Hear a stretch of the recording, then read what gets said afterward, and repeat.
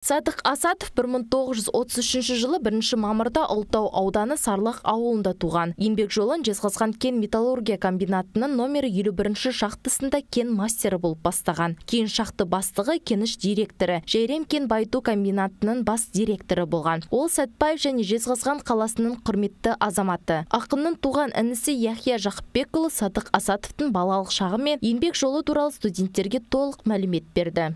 Ол кісі туғаннан өте пысық, жұртпен сіңімді, күллі адамдарға өзінің көмегін аяған жоқ. Оқып жатқан, оқығанда кілең жақсы оқыды. Мектепте өте жақсы оққаны сондай 5-ші классқа, Жаңғызөз 4-ші класстан өткен. 36 бала оқып, 35 баланың бәрі кей класста қалған. Ол уақытта қазіргідей қолтығына демек жіберетін немесе көмектесіп жіберетін жағдай болмаған.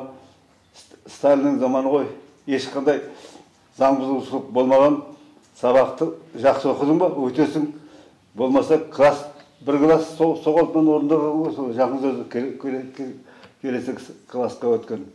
Мен енді соны көзім көріп, құлағым естіп тұрған адам, бұл кісі ақын жанды болып, өзі өлең жазды, бірақ өлеңдерін тірі кезінде маған сеніп, еш жерде жариялаған емес. Артынан 19 даптар өлең қалды, орысша қазақшасы бар. Мен соның 4 кітабын шығардым. Өмірбаян, сосын Сәлемде Кішітаудың сирегіне деген, сосын мына Құштарлық кітабын шығардым. Биыл туғанына 90 жыл толатын Сәкеннің өмірден озғанына 35 жыл болды. Бар болғаны 55 жыл ғұмыр кешкен оның ардақты есімі елінің жадынан өшкен емес. Іс-шара соңында студенттер Садық Асатовтың өлеңін мәнерлеп оқып шықты. Өмір өзен, бұл жалғанның қызығын түсінбеймін, өмір емес бір көрген түсімдеймін. Көрген қайғы қасірет қуанышты, ақ қағаздың бетіне мүсіндеймін. Қайран жүрек несіне уланасың, тірі жүріп тынымсыз тулағансың. Сен де тоқтап мәңгілік тынығарсың, өлмей тұғын пенде боп тумағансың.